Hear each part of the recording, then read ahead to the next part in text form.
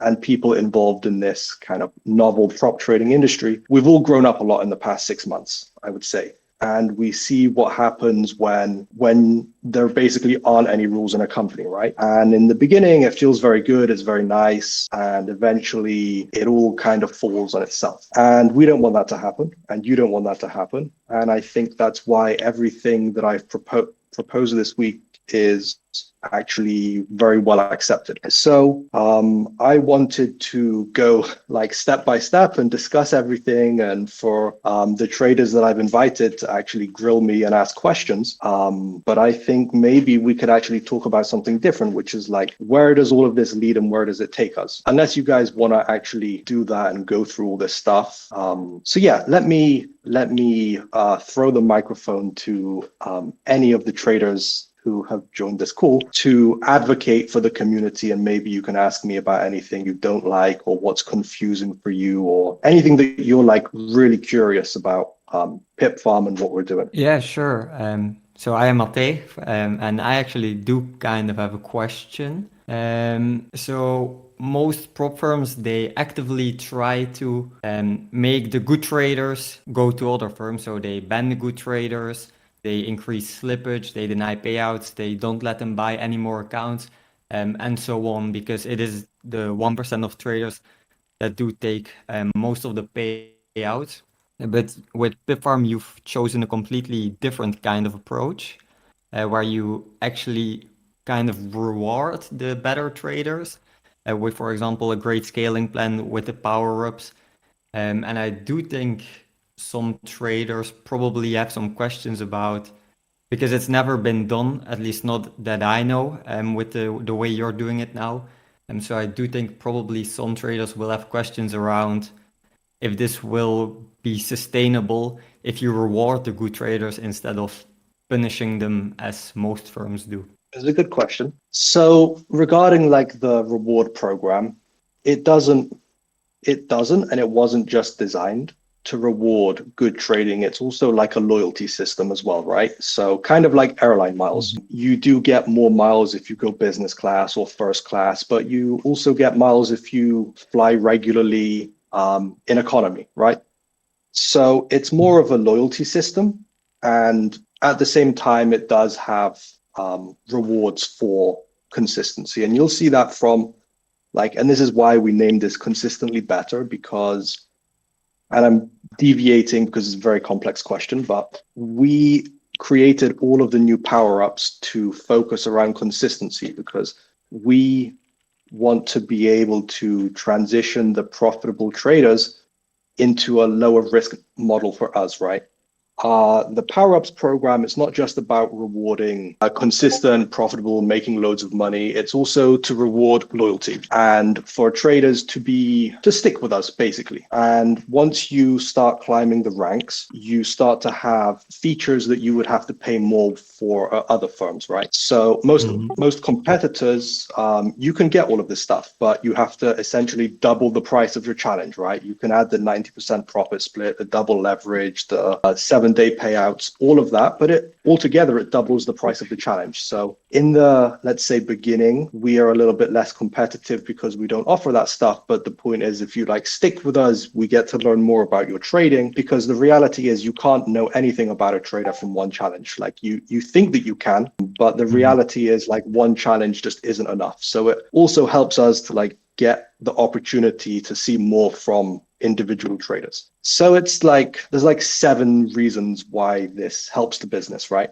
It's novel, it's cool, everybody's talking about it, adds some kind of enthusiasm around the brand. It eventually starts to like save money for traders because their challenges, they get like better stuff, pay less, etc. So it rewards loyalty and performance. So it's not just about the performance, but it is about performance and about our model for rewarding or wanting to support traders who make loads of money, right? Like you guys probably collectively are well over 75% of our payouts. So that's quite significant. And why do I encourage you and encourage this? I think is the question that you really want to ask. So Manning, who's on the call, may or may not be on the call right now. And I don't want to speak for him too much, but I'm pretty sure he's been banned from many firms. And yeah, it's a good question. Why do I want him? Well, yesterday he made us tons of money. That's why I want him, because we had the opportunity to see into his strategy, and it's very, very aggressive. And I understand why a normal prop firm wouldn't want it. And I had a choice. Like, I could make a deal with him and say, look, you don't work in this model, right? If you keep doing what you're doing, you're just going to bleed the company. Like, it doesn't make sense. I need to really send your trade somewhere else. And the type of trading he has, I can't manually manage this like I can with some of you guys in this chat, right? Your trades are quite low workload, let's say, but his is very aggressive. And the reason, so I can't manage this any other way than to just send it to a counterparty and not even look at it. So that's what I decided to do. So I now have this risk of $30,000. We've paid him way more than that, and we would have continued to pay him way more than that if we didn't find a way to transfer this risk somewhere else. And we kind of came up with this mutually beneficial institutional style prop trading agreement where he's guaranteed a monthly income. He's not compelled to, look for, ghosts and shadows in the charts to make sure he makes money every month. Like, he has this fixed income. His job is also to protect the money, not just make money.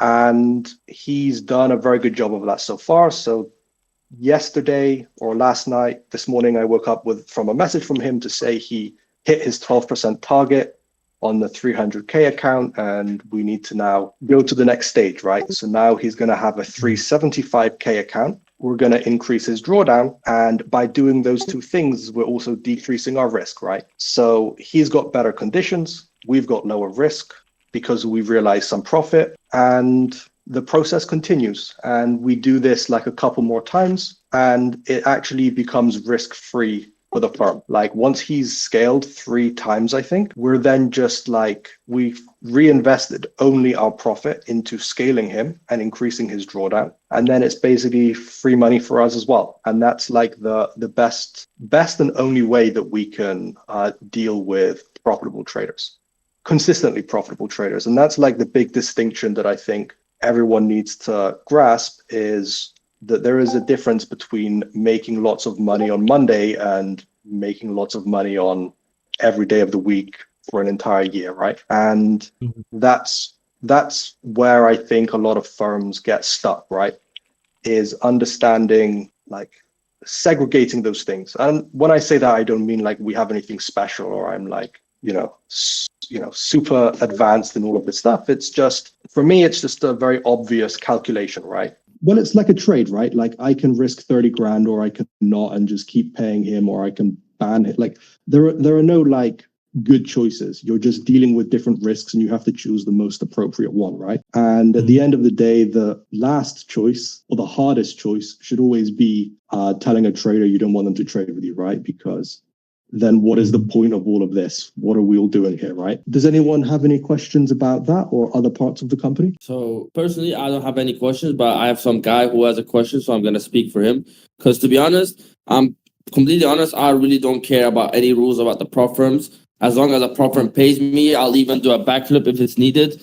I don't really care if I got to risk 1% or 500% or whatnot, or if there's a consistency rules and whatever, because at the end of the day, what matters, especially nowadays in the prop industry, is getting paid. Because maybe a year ago, you could have hedged 500% on 3 different accounts and make 500K payouts. But obviously, that's not the case now. But anyway, so this guy said, what you said about firms starting with no rules, then implementing new rules weekly, is it due to people abusing the freedom and able to make ridiculous payouts consistently? That's one question. Yeah. So the key word there is the consistency, right? It's not consistent. And one of the issues that we have, or was emerging, became present, is it would be faster to just blow a funded account if you're in drawdown rather than try to recover it and then just start a new challenge and go from the beginning, because you get your first payout on demand. And then it's in 6 days, you can get a payout. Or the alternative, which is recover your funded account in drawdown and also wait 14 days. So there is like a clear incentive to do it another way. So I wouldn't say it's like we had any issues, but it just became apparent that there were these disincentives. Like the trader is incentivized to work against the benefit of the company, right? And, as we grow, we won't be able to have like these kind of personal relationships with every single trader like we have right now, and we won't be able to like have one-on-one discussions about like what's appropriate and what's not appropriate. So then it all needs to be reinforced with like more rigid rules. And that's kind of what this is. It's more of an evolutionary thing rather than a reactionary thing. And so I would add another question. Sorry, and I would add one more thing. These changes, I know I keep making it sound really, really dramatic, but making changes often really erodes the trust. And this is why we've been planning this and thinking about this and discussing with so many traders for the past 4 weeks, is because we're going to do this once. And after it's done, like that's it. There won't be any need to keep like optimizing and adjusting and seeing if it's going to work and test. Like this is not testing and figuring stuff out. Like it's being figured out by us, so we don't have to test it on you guys. I don't even think necessarily that traders have as much a problem with a bunch of changes as they do with changes being enforced retrospectively. I think that's one of the, as a trader myself, I think that's one of the most annoying parts of prop trading. So I don't even necessarily think it's a lot of changes that's annoying. I think it's mostly when you buy and then a week later they change the rules completely and you're kind of screwed. Well, that's wrong, right? Yeah, I don't like it either. Yeah, Flex, you had another question? Yeah. So the same guy asked, what's your plan for when the firm grows bigger and more clients come in? Will rules maintain as they are now, or will they have to adjust the current model to maintain stability, like having longer minimum trading days, more difficult XP targets to get certain rewards? So about the minimum trading days, I think like this is a kind of already well-established rule. And, I haven't just spoken to traders, I've spoken to other people in the industry to understand if these rules are actually practical. Do they even help the company? So not just how it impacts traders, because that's important, but also how it impacts the company. And other firms are and have been doing this for a very long time. And there's not been any changes from them, and I don't see why it would be any different to us. So that's the first part of the question. And what about the XP program? So this I can't really say with much certainty because this is like a new thing that we kind of created, and there is nothing for me to like base my ideas and assumptions on, right? Like the XP thing is like being figured out as we go along. But for now, I think it's very good, very helpful, and very stable. So I don't see how that could be an issue at this time. Like the value it adds to the brand and how it captures people adds a huge value. And the rewards that we give are, again, no different to other firms. We're just not selling them, we're rewarding traders with them. And that's like the big difference, actually, because with the ability to buy add-ons, if you have lots of money, you can just brute force your way into getting like the riskiest possible account, your very first account, and you can like be a threat to the company, right? But with this model, like, again, you have to earn it. Like it's gradually unlocked and it really does lower the risk, actually. I don't really have questions, but yeah, I believe these changes are good for the prop firm and the traders. Like the thing is that you gave choice with endurance mode. You basically can choose between having a consistency score and having profitable days, minimum profitable days. I think this is a good thing. Also, I also appreciate the fact that all customers can keep trading in the same way when they bought the account. Yeah, and at the end of the day, I think it's kind of an innovation with this prosperity program, because in this prop firm industry, it's always the trader against the prop firm, but this can change the things, and it will give inspiration to traders to give their best, because it's not about account rolling anymore.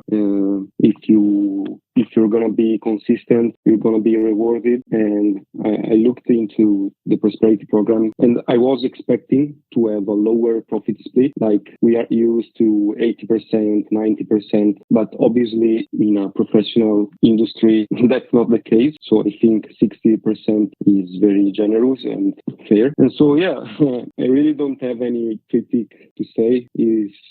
I just appreciate the fact that at least one prop firm is changing the game, So, yeah, overall, I think it's a good job you did. And I'm pretty sure that a lot of traders are going to be impressed with this and will join PipFarm. Yeah, and you made a good point about it being the prop firm against the trader. And I've spoken about this before, about how like the risk management of a prop firm, because that's kind of how it is for the majority of traders. If they're not consistent and they're just looking to make one or two payouts from their account and use the money to buy more challenges, that's kind of fine for small accounts. But when you're offering big accounts, it becomes a huge vulnerability. And you can only offer those big accounts to consistent traders who you can actually monetize and transfer the risk to. So it is like a necessity to find a way. And there is no like magic formula. Like, some firms, they'll say, yeah, we A-book everybody. I don't know. No one's convinced of that. Some firms say we monetize the data. And again, I don't know what that means either. So there is just one way, like you fund the trader. But again, the statistics say that like if you do that, your mental faculties are not very sophisticated. So this is probably the only way, is to show a path towards consistency and then just fund the trader and let them do the work and make a bet, basically. That's what this is. And then you're betting on them winning rather than betting on them losing. And you just need to understand which traders you should make that bet on, right? And then sometimes you'll get that bet wrong and you have to live with your losses, right? And that's what all of us do every day, right? We just have to understand how far we can take the risk or the drawdown and also weigh it up with all of the potential rewards. And yeah, I've thought about this a lot and it feels like the only way. Yeah, exactly. A lot of firms in the past made claims about A-booking or we are on the trader side, but this is like a hybrid model, what you're doing. So we all know that prop firm make money when traders lose, but at least now we can say that if you show consistency, you are not an enemy of the prop firm, and this is a good motivation to be consistent. So it's the only innovation I saw in this industry in a long time. I also like the power up system. Like in the beginning, I didn't care too much about it, but now that I'm scaling up, I can see, the perks that he's giving, like lower commissions on trades and stuff like that is amazing. So the lower commissions actually help you. Yeah, definitely does. Okay. It really depends, to be honest. Depends if you're trading low time frame, trading higher time frame. Like you could maybe for example, I know Tiltboy trades high time frame, like 4 hour, and he all trades for 2 weeks. I don't think this guy cares about the commission that much. But maybe instead of giving him lower commission, you could give him another benefit instead, Yeah, like that would be, I don't know. The coolest, if we had way more development resources and way more time, a very cool way to do this would be you get a promotion, you get to choose what you want, right? So you get this chest of different things, and it's you have this a la carte menu of different perks that you can add on. That was what I actually wanted in the beginning. And it was technically very challenging. So this is why you're just we just kind of prescribe your benefits, and also spent a lot of time trying to curate what you get at different stages and to make sure that the best stuff is always the riskiest stuff, right?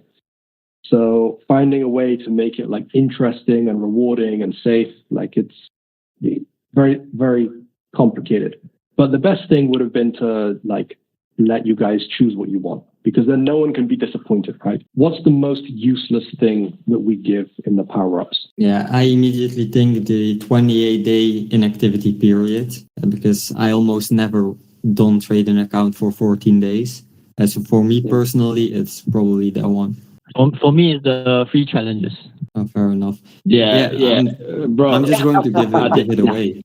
I think the free challenges and the 5% discount is so useless. I'm gonna be honest. The 5% discount is not gonna help anyone. Unless you can add that discount to other discounts. I don't know. Yeah, maybe. But like, imagine, for example, free 20k account when you have 50 XP. That's like you have been having like maybe 5 payouts past 2-3 challenges.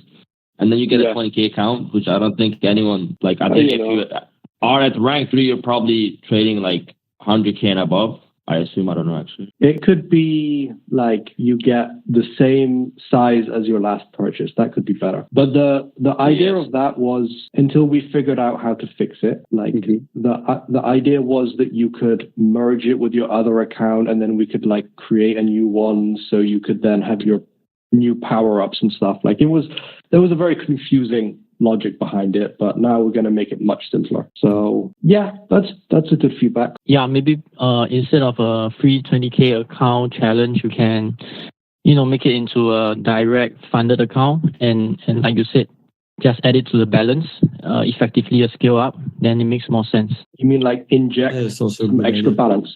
That's cool. Yeah. Because, but a one-time thing. So that you don't have to, go through the challenge and all this again. Just treat it like a extra scale up. Then I think that's pretty cool, because 20k, 9%, that's 1.8k in drawdown. I'll write that one down. Then another thing I really like about PipFarm, what I like about PipFarm is the transparency so far. Like how you guys go about announcing the changes. It's not like, we're halfway through and then you come in with a hidden email or something like this, like what Matt have mentioned earlier, to screw us up when it gets to pay out things like this. So the transparency is a very important thing. I think I've spoken with James before about this, and we agreed that intention is very, very important. So from this, I can actually see from like the announcements. Let me look at it. Like things like, if a rule cannot be automated, it should not exist. Rule changes should not be applied to existing accounts. Yeah, all these things. It really shows that the intention for PipFarm is really good. It's nothing toxic, not against the traders. So it's a very fair thing. And I really agree with James about the thing of incentivizing the traders to keep the accounts longer, especially on the scaling part. So we were used to prop firms giving scaling programs like you used to scale every 3 or 4 months. And honestly, 3 or 4 months is pretty long. And the scale up wasn't even fantastic. It was, I think, like about 25%, if I'm not wrong, on average, right? So it doesn't make sense to like want to keep your account for so long just to scale for the extra 25%. I would rather, like, if you put it in a bad way, just full pot. Risk more and try to get to a bigger payout. You don't really care about losing the funded account. You just take the challenge and you go again. So there's less incentive to actually go for the scaling. But with what PipFarm is coming up now, I can honestly tell you that I won't be doing so. I'll be toning down my risk, and as I scale up more, my risk will be lowered and lowered even more. Yeah, that's actually one of the big changes we're going to make, and it seems counterintuitive, right? To make it easier to scale. But once you scale an account, you're going to protect it even more, because you're kind of trading with free capital that you can't buy anymore, right?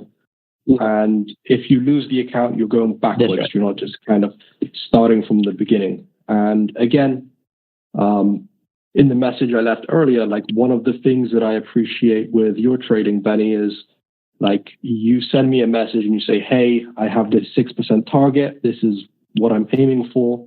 And then I can also like know when you're going to change, and I know when you're going to close the trade, and then I can also close my trade as well. With the scaling, it also puts a target with every trader, right? And, it's not a target that's 3 months away. It's a target that's like basically 3 days away. And making 12% in 3 days is really not that absurd for the type of trading that we're doing, right? Like, this is high risk, high reward kind of trading. And making 12% is not that absurd. And this attitude that if a trader does make 12% in a week, they must be doing something unethical, illegal, whatever, is also pretty absurd, right? So by having a shorter time frame for the scaling, it does actually help the company because we know how far you're aiming, right? And then we can manage the risk on our side and manage our exposure. So sounds counterintuitive that we want to give you more funding, but at the same time, we also want you to have targets, and for those targets not to be the moon or whatever. Because another important thing is a lot of traders like overextend their targets. So they expect the price to go much further than it does. And usually, if we do hedge a trade, we close the trade before the trader closes the trade, because there is, it's just very common that they are expecting like a much higher level that the price is unlikely to reach. So this usually works in our favor, which means we've closed at a better price. Sometimes it doesn't, but again, that's like you have to, it's about the bigger picture and not just each trade by trade. I think that's a good approach because even if you don't make, like, let's say Benny has a $10K take profit and you close it at 7K, at least you are making something out of it, and some of his next payout is going to come from trading and not just from selling fees. I think like you are the former CEO of CTrader. I think you have enough experience to know when close a trade or not. And also I wanted to say that this industry right now is built on trust, and once that trust is gone, the decline of a prop firm is inevitable. So if you keep you and your team, if you keep like taking professional decisions and all the good things that we said here, I think PipFarm is going to be really a top firm in this industry. And a good thing, like when I'm waiting for a payout, I have no doubt that it's going to come, But when people start talking about a firm that might or deny your payout, the rumors spread very fast, and that's the end of the prop firm. Like it can be in 1 month or in 1 year, but in the end, when the trust is lost, is inevitable. So my only suggestion is just to keep doing the things like you're already doing. And even the thing that you didn't impose these new changes to old customers is really appreciated. And also like the consistency or minimum profitable days, which is something that obviously some traders might not like, but at least you're also giving back. So now the scaling plan is easier, and now you can achieve like a real contract like all the classic prop firm where you get paid a monthly salary plus the profit split. So I don't really have anything bad to say so far about the decisions that have been made. And I think traders, most of the traders agree with this. Also, Money can now hear us. Hello? Can you hear me? Wow, amazing. Oh yeah, finally. now it's on. Okay. So I just started listening about the scaling, I guess, the last part. So I introduced guys to your trading style and trading experience. And can you say how many prop firms you've been banned from? Yeah, I have tried like a lot of them. I've been funded with a lot of them and have some problems with a lot of them as well. And currently, basically, I was only trading with PipFarm for the last couple of months. And when we started this new program, it has been a little bit of discussions and talking and setting things up. So I was not trading with PipFarm, and then I started a few different challenges with different companies, and I regret it. It's just not good with the other prop firms, right? Yeah. So what do they usually say about your trading? So Gambling, for example, aggressive? Yeah, I'm really aggressive, but at the same time, I'm really concerned about risk. And just for an example, I was trading at the same time the same trades with PipFarm and another company, and I passed the phase 1, and they said they didn't approve the phase 1 because they said I was gambling around news, and I didn't even trade around news. So it's funny. It's like you cannot make some good profits and like knowing what you are doing. So everyone is probably like wondering why you accept a lower profit share. Oh, yeah. This is one like how does that make you feel? Yeah, actually, so let's start from the beginning. Actually, I even suggested a little less split for my side, and James, I suggested 50% would be nice, and James said it would be so cheap for him, and he said 6% would be good enough. And for me, it's really important because it doesn't make any sense to imagine if you would invest your own money in someone and only get like 10 or 20% of the returns. It just doesn't add up. So I think with 6%, it's more than I would have with any other traditional fund or anything like that. And besides of that, there's still the salary on top of that. And do you have like concerns about those down months? Because like even like we didn't. I was going to say something incorrect there, but it is good to have that peace of mind, right? Because not every month will be a green month. Like obviously things are working great at the moment, but there will be stagnant months. There will be down months. So I guess that's the trade-off that everyone has to consider, right? Like the growth, the personal growth, or the stability, right? Because if you're unstable, you make bad trading decisions because you're always chasing money. And I think that's one of the big features of having the guaranteed income, right? Yeah. And I think for me, even more important than the salary, sure, it's a good thing, but it's about knowing that the company and myself, we are both on the same side. So when I win, the company wins. So I don't have to be afraid of being successful. It should be like the rule on the industry, but we all know that's not what happens. And for me, the best thing I would say it's the scaling plan, because at the same time I have a little less split, but I can scale like really fast the account, like to like unlimited. Really good.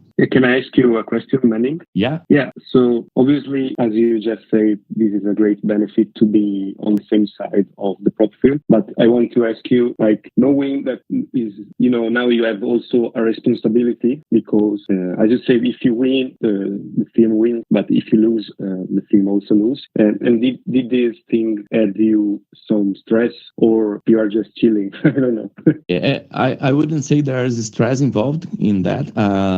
I think it's less stress, I would say, because now I know that we are in the same game. We both have skin in the game. So when I'm trading, I'm risking my profits, I'm risking the company's profits.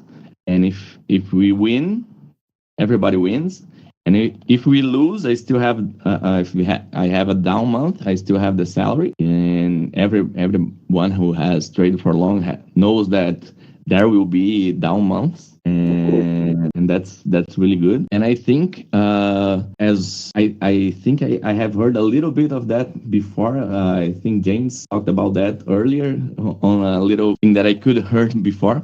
But I think the company, as long as I'm scaling up, the company is reducing the risk. So because the company has a good split. So at the same time, we are building a long-term relationship. Yeah, that's amazing. And is there a limit for scaling when you have the prosperity program? Is there a limit? How far do you how scale? far can you scale? Yeah. Because there will become a point where it becomes inefficient, right? Like there is only so much liquidity, there is only so much like stress that can be taken from the liquidity providers. And eventually the strategy will just get inefficient, right? So I think we said we would have a think about it at 4 million, right? Well, I was expecting way less. Like even half a million to me would be great, but 4 million is crazy.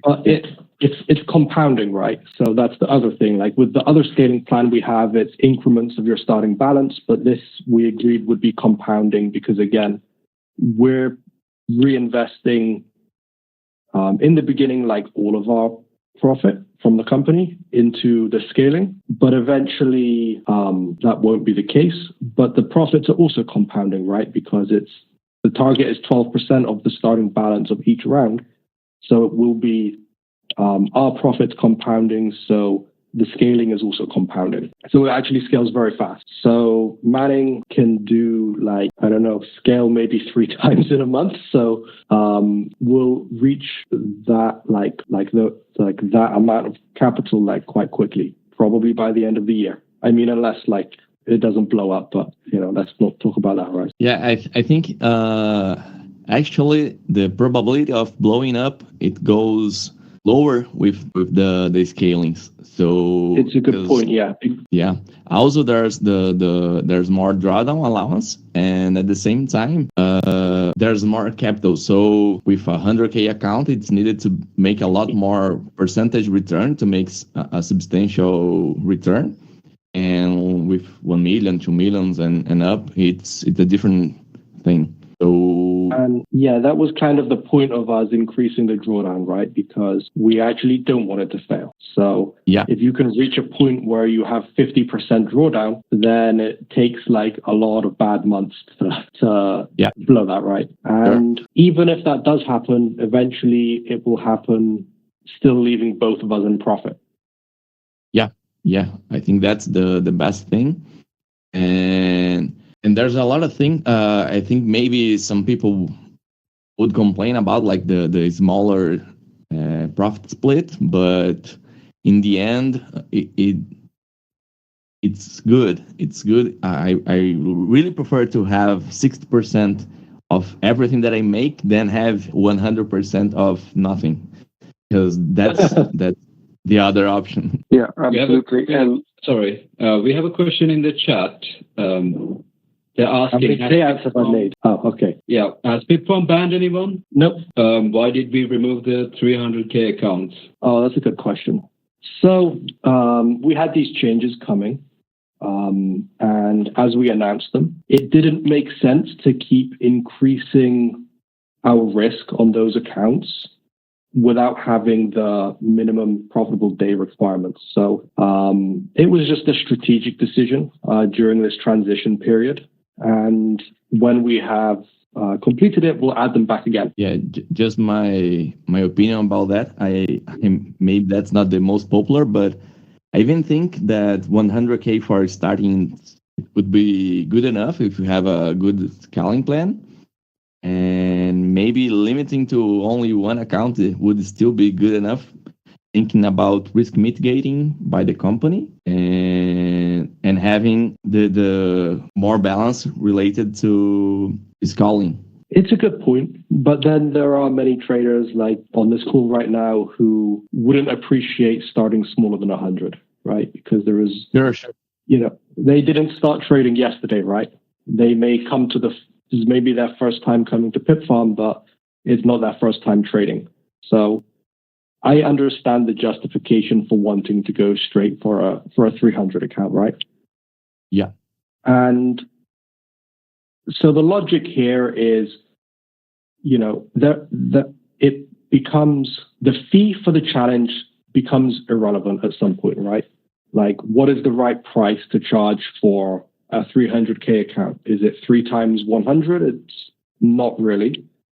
And I think the highest account, like the highest pass rate of any account that we have is the 300K account, right? So yes, they're the most expensive, but the pass rate is the highest. And then we have many large accounts that we need to manage, and it hugely increases the workload of the company, right? So having the minimum profitable trading days on those accounts means that we kind of get more trading days and more trading activity from those traders, and for accepting that kind of risk. Because one of the problems is and I'll explain why we got rid of the 3% minimum profit requirement in the beginning, because you could think that that's another target that you have after you pass the challenges, and it was quite unpopular. So what I realized is because that target is quite high, what would happen is most traders actually reach that target and then they stop trading, and then they sit on the account for another 8 days, 9 days until their payout date, and they're not trading and they're not making money for us or for them. And that's counterintuitive. Why have that account? Why why do I have to look at that every day and it not be doing anything? So what we want to do is like have active trading. And if there is a reason that I'm stopping trading, I'm kind of like doing something wrong, right? So like I understand the logic of the trader, right? Like you don't want to miss your payout. So by having that target so high, like I'm incentivizing the wrong thing. So if we lower the target, it doesn't really make a difference for the company. It makes a huge difference for the trader, and it makes them less worried about like not being eligible for a payout, right? Yeah, I think one problem is this whole industry. It's such a mess that everyone is afraid not being paid out. So everyone wants to withdraw as soon as possible, because that's how this industry is looking like if we look around. And as soon as you trust a company, like that's what happened with me and PipFarm, I think it's fine for me. For example, now I have a monthly payment, and it's completely fine. And yeah, I think the 3%, maybe having a target after you pass the challenge, is not like the best thing. But yeah, but it's 1% right now, right? Which, now there is like another requirement, like there is only so much you can ask for before you start to become uncompetitive and unfriendly and unwelcoming. Do we have another question, Santosh? No, I think a lot of questions were, did we ban this person? Did we ban that person? What's the difference between the endurance and consistency feature coming up? So endurance is minimum profitable days, and a profitable day is 0.5% between, so 0.5% of the starting balance. So if there's a 100K account, 0.5% is 500. Santosh, am I correct? Yep. Yeah, thank you. Is 0.5%. So between 2,100 of the previous day, so the trading day, and the next day, you need to make that $500 profit to have a profitable day. And what's the difference? So the consistency is a different model, and you choose it. They're not mixed together. I assume that the minimum profitable trading days is what will be the most popular one. I don't expect the consistency score to be very popular. And what is it? It's your most profitable day cannot exceed 50, 40, 30%, whatever is the account size, in one day. So you need to kind of average your profits out across all of the days that you trade. So it avoids really aggressive trades, not aggressive trading, but aggressive trades that are like unusually large, right? So if you're consistent, if you can make big money consistently, that's great. But if you can't do it consistently, then it makes everything harder for the organization to manage. And what's Manning's total payouts in his career? Manning, what is the most how much payouts have you made in your career is the question that we have. Yeah, I actually have traded. I start with prop firms, remote prop firms later on. So my career is from traditional markets, futures, and stocks. He started there.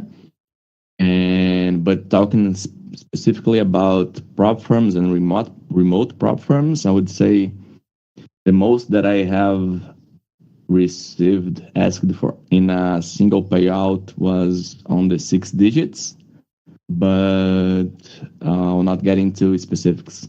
And the company at the time, they paid me out with no problem, but they get me off after that. I would say I was gently invited not to trade with them anymore. Gently invited. Nice. Any questions? New purchases only. Yeah, we're not applying the rules retroactively. He wants to know the 1% minimum withdrawal. It's for every account. Oh yeah. That's a good one, so everyone can have it. And just comment about the minimum trading days and consistency. I think anyone that's really trading won't see that as a problem, because like you just have to make another day or 2 days with the same profit and you are good. So it's not a problem at all. Here's a good question. What are PipFarm's goals in 1 year and maybe in 3 years' time? And what's the current vision at the moment? Yeah, you have to separate yourself from the day-to-day, because we've been growing a lot very fast and working on like small stuff every day, you know? But the bigger picture is I want to grow this company to be really big. I want to have a very cool trading experience. I want to gamify in a good way all of the stuff that we're doing, right?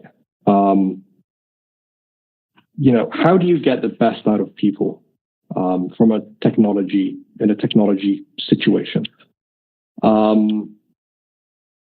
You like have many small daily rewards, right? And we can't reward people with money every time they close a trade, right? That's unrealistic, probably. I don't know. But what we want to do is offer a kind of immersive experience. And the power-ups is like just the tip of the iceberg with that. So we'll keep, designing our dashboard, which will become like your entire trading history with us will be in the dashboard. So you'll have like a timeline of every power-up you received, everything you unlocked, every payout you've ever had, and you'd have this like very cool timeline. We will have more features for like adding stuff to your... Sorry, I have to turn the notifications off because there's too many. The vision is like mostly related to product more than anything, because like our trading platforms are our trading platforms, right? We can't change anything about those. I know what it takes to build a trading platform, and I'm never doing that. So we want to have the best experience in our own web application. So cool things like our kill switch, but like more and more of that stuff, right? I don't want to share more than that because they are like very cool ideas that I would be very disappointed if someone with more resources could just go and do that tomorrow. But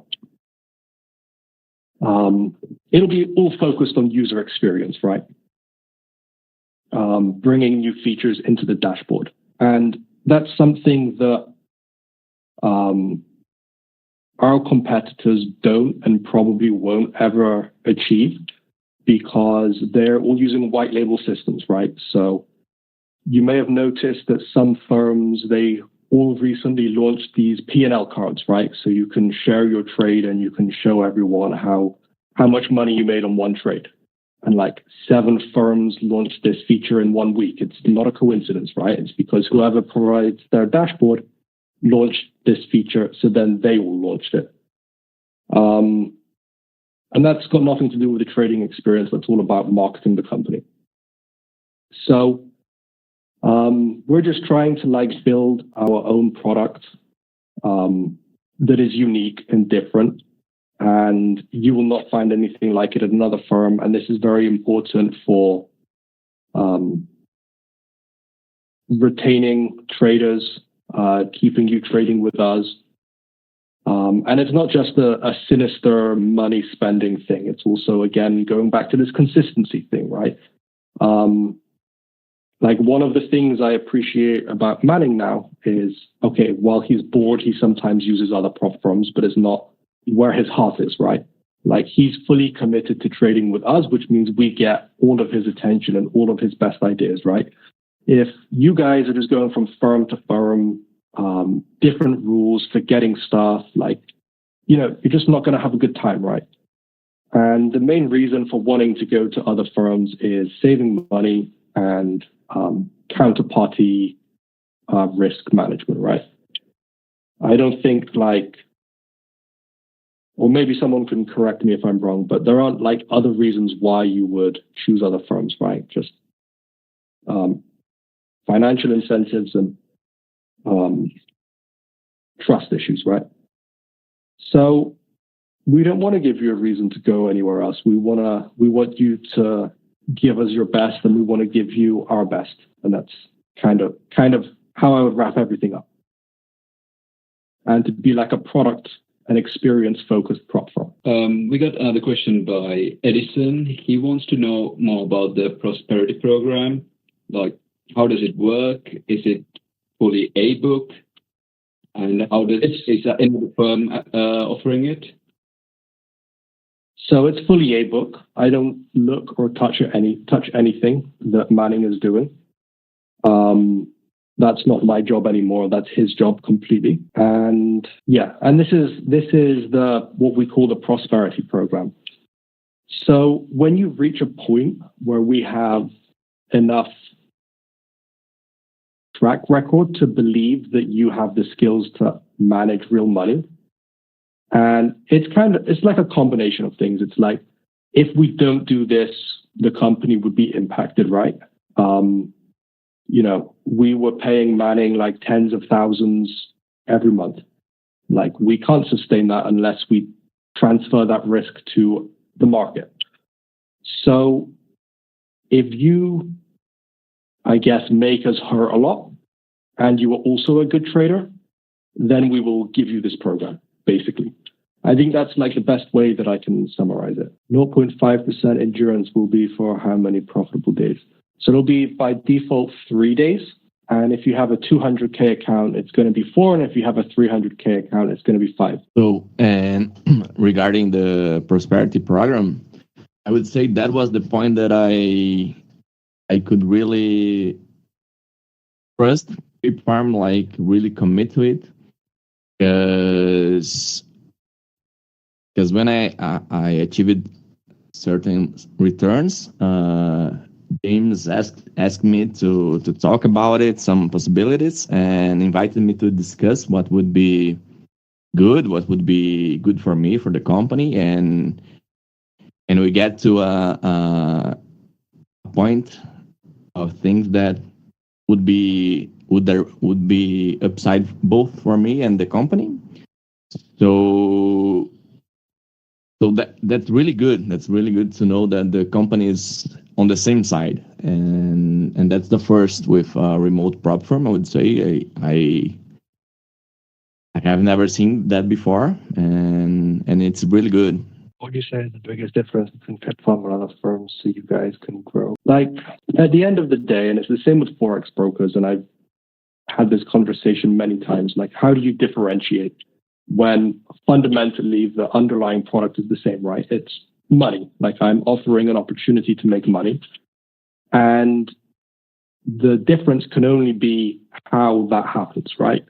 So it could be, what platform do I offer? There's like 3-5 options. It's not really like a super competitive thing. Then it's like spreads and execution. And again, like, everyone can do that as good or as bad as they want. So ultimately it kind of comes down to like branding and experience, right? And how do you define that? Like, you just have to try, or you just have to listen to what other people say. And that's kind of the only way you can differentiate these kind of companies, right? It's, does this company do what it says it's going to do, and how well does it do that, right? So, like, how else would you differentiate prop firms? Like, I'm open question to you guys. If anyone's still here. For me, it's about trusting. It's the most important thing. Yeah, the ability to receive the payout, It's very simple. We are here to make money. So we need to trust the prop firms, the owners, and their ability to give us the payout once we reach it. So, all these features that also have PipFarm are a plus, like the kill switch and stuff like that. But at the end of the day, what really matters is, are we gonna get paid if we reach the profit, you know? And also, I also have a question, because a lot of prop firms started with close to zero capital, you know?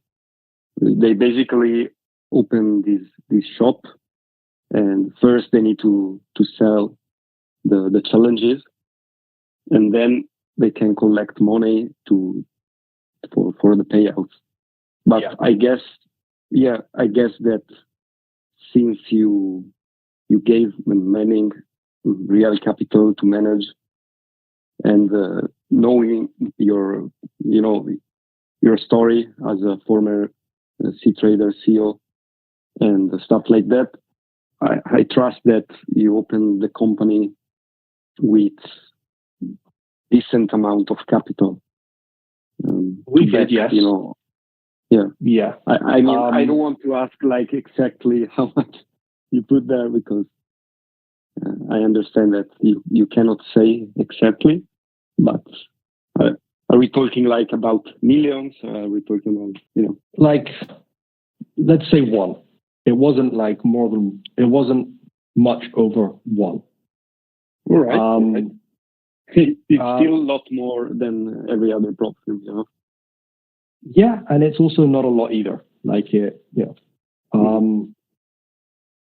But, and you know, that's just what you put in, right? It doesn't mean that's like all that you can put in, because companies can put more in if they need to. We chose like a very different route. Like we could have launched much faster and much cheaper in the short term by just using one of these white label systems. They're very cost efficient. And even now, at the size that we are, which again still isn't massive, but is quite exciting, I don't think we're even yet like benefiting from having our own technology. I think we will soon, but I still think like it would have been way more cost efficient to not. But any day now will be the point where it is cost efficient, right? So, you know, imagine we're doing like 1 million of sales every month. If we were working with a technology provider, that could be a monthly invoice of like 100 or 250 grand. Like, that's stupid, right? But yeah, we won't have that problem. And I believe that's like one of the issues that a lot of other companies have, right? Because I think it was the least of their issues, but it's still an issue, right? Because ultimately, like it's very hard because you don't know what your risk is until you've paid it out, right? But, you know, the business has to make mathematical sense. And if you're paying another counterparty like 10% of your revenue, like it makes it harder for that to make sense, right? For me, I just have to pay salaries, and yeah, I had to pay salaries. Yeah. Yeah. And like proportionately, like I think our monthly hosting cost is like $2,000, which is quite expensive, but it's a very complicated system. And this kill switch is actually very expensive. Now it's being used so often. But those are small costs compared to like paying someone 10%. So yeah, I would say like another a key point is that the business was designed from the beginning to grow. Mm-hmm. And not just be a little project for the next couple of years. Yeah, it really feels like that. I mean, I think that the people who joined since a few months, even since a few weeks, since the beginning, I could already feel there was something different with this company, because I've been training with more than 10 prop firms and funded with. So I can see that you are making good steps and good decisions. Also, like the low daily drawdown limit, which is not really low if you think about it. Like 3% is a third of the total drawdown that you can risk in a single day. but I think that also helps both the company because it limits the risk, but also the trader because in my worst day I know that I cannot lose more than 3%. Now with I'm rank 2, so I can risk 4%, but like last payout cycle, my worst day was 2.5% of loss, and then I stopped it without kill switch, without anything, because I say, okay, this is not a good day. Let's move on. Yeah. So there are many things that you're doing differently, and I hope you can keep it like that. I would say like the big difference is I don't have another choice, right? Like this is my career. Like I came from, once you reach this point of like starting a business, like a very public business, you can't fail, right? Like I can't go look for a job after this. I wouldn't look like a very good candidate, right? Like even personally, like I can't be the guy that ruined the company. Like, because there is nothing else for me to do. Like I can't go into another industry easily, and the finance industry is like very small. Everyone will know about this. Like, so even for me personally, I don't have any other choice to make this than to make this like my life, and that's what I do. Yeah. Like this is an extension of me, and the people that I bring into this are also like people that I find I have a lot in common with and share the same values as me, and also you wouldn't trade with a lot of companies out there. They wouldn't work for a lot of companies out there. So this is definitely, kind of like it has small business vibes because it's very personal. And I don't envision that changing as we grow. It is funny because that's the same way I think about my trading career. Like I couldn't do anything else. So it has to work out, There is no other option. And I don't know. I'm going to read the chat to see if there are any questions. Maybe. So there is a concern that if we make everything too hard, it will affect the sales. And I'll be honest, the pass rate of PipFarm is higher than what people would expect, I would say. Like the pass rate of our 300K account was over 50%. Like I wouldn't say that's hard. And I think asking traders who want to manage that much capital to give something a bit extra to show their skill to be able to like have that much risk, I think is reasonable. And as you can see, like we pay attention to what's going on and why we're doing this cool. Like we care about the experience that people have with our product. So if that's not, if this isn't working for a cohort, like let's say the new traders would gravitate towards smaller accounts, like 10K accounts, 5K accounts. We have tools to like reduce the requirements even more for those smaller accounts to like not, because it's skill based, right? If you have good skill, you should go for a 300K account. If you don't have good skill and you're practicing and you want something like a little bit harder than a demo account, then the 5, 10s, and maybe even 20s are perfect for you. And then we can reduce the requirements for that kind of cohort or customer segment, right? So it's not like we're ignorant to the experience of the customers, of the traders. So if it turns out that these rules are too restrictive, then we'll react. But we've put a lot of thought and effort into at least this, and I'm sure no one will have any concerns with us making it less hard. So I agree with that. Yeah. How many people are employed here? So we have 10 full-time employees and like a few freelance graphic designers and part-time accountant, like some business functions that we don't need like full-time. But we do have 10 full-time employees. It's a lot of people to manage. You're welcome. On the point of integrating features that are beneficial to traders, would you welcome existing third-party system provider that can bring in new business, are cost efficient, and wish to grow them? Right. Depends on what kind of vague. There's still 35 of you. Yeah, actually, I need to go now. Me too. Yeah, but it so was do I. really nice to Let's wrap it up. Yeah, thank you everyone for joining. I really appreciate you supporting me and supporting everything we're doing and my colleagues. It's a high level of stamina from the audience staying all this time. So my voice is like absolutely wrecked. I had a bit of a cold last week and an hour and a half of talking is not helping me. So let's say goodbye, everybody, huh? Thank you, everyone. And we'll do a giveaway tomorrow. Thank you for everything.